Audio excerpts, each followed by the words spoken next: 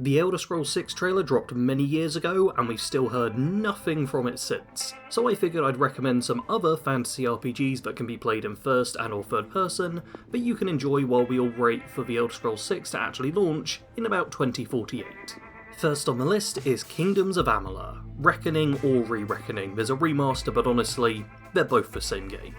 This is a huge, expansive open world with various different regions, and all the different regions have kind of theming or like a different biome to them, so like there's the webwood with spiders and webs everywhere, there's a fair few foresty regions, some grasslands, some deserts. It really does a good job of replicating what Skyrim did, where you have different regions depending on the hold. It's very nice to get into. What's best about this game though is the, quite frankly, amazing combat system that allows for so many different types of attacks and fun combos. Whereas in your Elder Scrolls it's like, oh, I attack with my weapon, or a power attack, which is a heavier attack, but that's basically all the variety you get with melee combat. Whereas in Kingdoms of Amalur, yes, you've got basic attacks with all your weapons, but even the basic attacks are a bit more varied depending on the weapon type.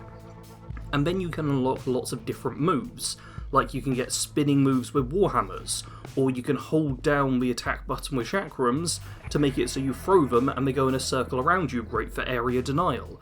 You can unlock stuff with a longsword where you attack from behind your shield. Like, the different combinations of attacks are just so ahead of their time in this game that most RPGs still haven't caught up. It is wild. On top of that, the game is visually just incredible. It's a very vibrant fantasy world with a lot of colour in it, and it feels very rich and lived in as well. Additionally, there are just so many great little details, like you can hear the music from pubs from outside of them despite them being a different load zone, and it's just, there's so many nice little touches like that, which shows just the true care and attention to detail that was put into this game. Now, if you're a character builder like myself, then you'll be happy to know that this game has some great skill trees. The skill trees, in fact, are split up into 3 different sections: sorcery, might, and finesse, depending on if you want to be a mage, a warrior, or like a thief/assassin. However, you can mix and match between them, and the whole destiny system is kind of built for you to really go, oh, I want to be a warrior who also uses magic, or oh, I want to be an assassin who's actually quite heavily armoured, or, oh, I want to be a thief, but a magic thief that can teleport, because yeah, you've got like a little blink ability. It is so cool. Mixing up the destinies and trying out different combinations is great. I do actually have a trio of character builds on this channel which show off what the different destinies and combinations of skill trees are like, and they're just also good. On top of this, all of the great things I've already said, this game has some of the most enjoyable side quests out of any game I've ever played. Like, I've not even completed every side quest in Kingdoms of Amalur. It's a game I desperately need to go back to. But there's so much fun stuff. Like, one of the early quests you may run across is finding a human who's actually a wolf that accidentally got turned into a human and just goes, "Two-legger, help me, I need to go back to my pack." And it's brilliant. There's just so many fun things like that where it's just enjoyable. You can tell that this is a fun game, but even though it has its serious moments and stuff, really is just fun to play, and that is such a big deal. Honestly, I could make an entire video just talking about Kingdoms of Amalur, but we've got 5 other entries to go over, so I'm going to cut it off here. Kingdoms of Amalur is definitely my top pick out of all of the games. Everyone should play it. Second on my list of suggestions is Elden Ring. Now, let's immediately slay the giant elephant that's trying to murder us and we have to dodge roll out of the way. This is a FromSoft game. They are difficult. They are known for being hard and challenging and punishing a lot of players. However, I would argue that Elden Ring is their easiest game in some regards. There are big quotation marks around easiest there, because it still is a FromSoft game. This entry gives you a lot of variety in how you want to play. There's a lot of different builds, and almost all of them are viable. Like, they did a really good job on making it so that, yeah, you can play as like a bleed machine focusing on arcane, or you can be a sorcerer right from the get-go and blast enemies with spells while keeping a distance, or you can be the classic big strength warrior who rolls out of the way and then smacks with a large attack. My personal favourite way to play FromSoft games is as a dexterity-based light and nimble warrior who hides behind their shield and just tanks damage that way, and then uses a bit of faith to get healing incantations or buffs and stuff like that. It's the way I tend to play, and it's very much a default build within Elden Ring. On top of this, the fact that it is an incredibly open world, like the most open of any of the open world games I think I've ever played. I was going to say in this list, but honestly, this might be the most open world game I've played. It's very much like your Skyrims, your Oblivions, your Morrowinds, where there is a huge map that you can just explore. And this helps because it means you don't have to take one linear route through the game. You can avoid enemies. In fact, one of the first bosses you encounter in the game, you're sort of supposed to avoid. The game is very much allowing you to tackle it in different ways, go to different areas, decide where you're going to start and where you're going to focus on, and it means if you do get stuck in one zone, you can just travel to a different area and try things there. So try and not let the difficulty element and the Soulsborne community being like, get good all the time, beat you down too much, because I'm someone who did not get on with FromSoft games, with Soulsborne games, and then back in 2024 I decided, hey, I'm going to try these, and since then I've beaten Dark Souls, Dark Souls 3, Elden Ring, I'm currently playing Dark Souls 2, and I'm really quite good at the games now. Like, not good compared to the community who goes, why haven't you done a no-hit Deathless run, dude? Buh. But most bosses I defeat first try, like, you can beat these games, you just need to get into them. I will say the story/narrative isn't as much of a focus as exploration and combat, so if you're more into that sort of thing, probably better just reading item descriptions or watching 5-hour YouTube videos that give you more questions than answers, but it's a very good game, it's known for a good reason. Third on the list is a game which is much more easy to digest in terms of story and narrative, Dragon Age Inquisition. Out of the entire Dragon Age franchise, I feel like this is the most open world of the games, and you have several very large regions to travel through where you can pick up side quests, uncover secrets, meet NPCs. It's very good on that regard. However, it is a very story/main quest focused game, so you can't just decide like you would in Skyrim, oh, I've left Helgen, I'll do whatever I want and ignore dragons. You do have to interact with the main storyline for a fair bit of it, and you just, as you're going along, you get to then do side quests, explore different characters and stuff, because the strong characters are really what makes the main story enjoyable, and kind of do a bit of side things here and there. The combat system can take some getting used to. It is weird. If you've played a Dragon Age game, you already know what the combat system is like, but you can have like a top-down camera you control things from, or you can control things in the standard third person, but then you can't command your allies to do specific things. There's a lot of nitty-gritty you can get into, but honestly, if you struggle with it, this is very much a game where I'm like, turn down the difficulty, enjoy the story, enjoy the exploration, don't worry too much about the combat mechanics, because I feel like they're very much you either love them or hate them. I wasn't a big fan, I hate to say, but I still enjoyed the game and beat it.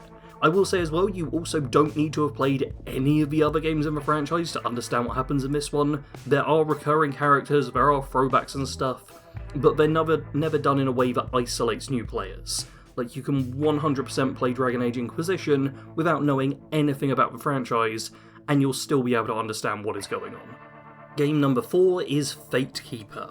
This is in fact the most modern game on this list. Currently, it is in early access, and it only came out in early access at the start of this month. Also apparently just on PC right now, though I'm seeing conflicting things on that, but yeah, if you're on PC and are willing to play an early access game, then Fate Keeper is amazing. Oh my god, I am enjoying it so much. It's a first-person fantasy RPG. It's not open world in the way that most, if not all of the games in this list are. It is very much you go through different regions, but you're exploring like this mountainous region, which feels very Skyrim, which I enjoy.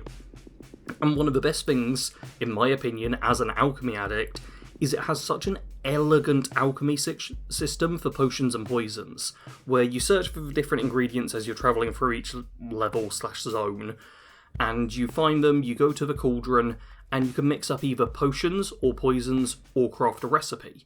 And the poisons are just, oh, each ingredient has both a potion effect and a poison effect, and you just combine 3 together, and they all mix up. And it's just really simple but well done, and can give you lots of interesting combinations to work with. Additionally, there's an amazing animation for applying poisons to your weapon. Like, when you use potions or poisons in this game, it's not just, oh, the buff is applied. No, your character has to physically, like, uncork the potion and drink it, or pour over the poison salve onto the weapon so that it works that way. And this is the time where I should probably point out, this is a very challenging game. There is slow and weighty combat that really does take time to master. And I would argue this game is harder than Elden Ring in some regards. Because Elden Ring, I said, like, you can play a lot of different builds, it's an open world so you can explore different areas if you get stuck. This game, you have to power through. You have to make it through each encounter. There's not a different route you can take, it's quite linear, but you do have a lot of tools at your disposal. As well as having your big meaty weapons that you can fight with and different poisons you can apply and potions you can make to buff yourself. There's also a great magic system. You only start out with 4 spells, I don't know if any more are coming in the future, but they are a lot of fun. You have a telekinesis spell which can draw enemies closer to you or bring down things on top of them and crush them. There's fire, which is good for burning oil spills, which you'll find all over the place. You have an ice spell, which can freeze enemies solid, just completely immobilizing them and letting you chop them to bits while they can't do anything. And possibly my favourite, though weirdly least used, is the Wind Blast spell, which you can use kind of like Fusro Da.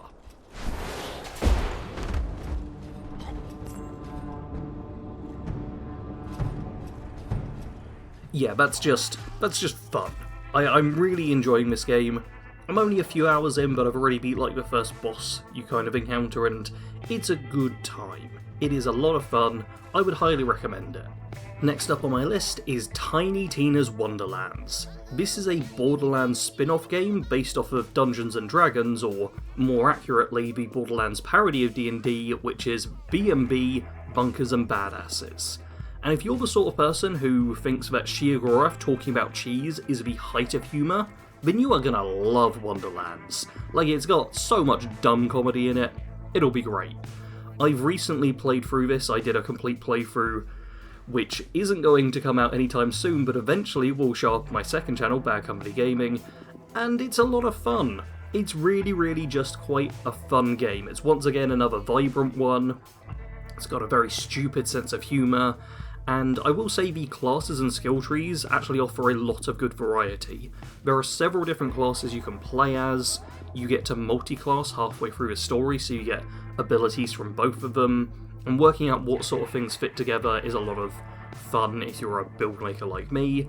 Also, this is a Borderlands spin-off game, so there's a huge amount of weapons/loot variety. You can get magic spells which summon hydras, or drain life from enemies, or summon meteors from the sky. There's a lot of melee weapons, you get crossbows and stuff, like, there's just a lot of stuff to do in this game. It's a lot of fun.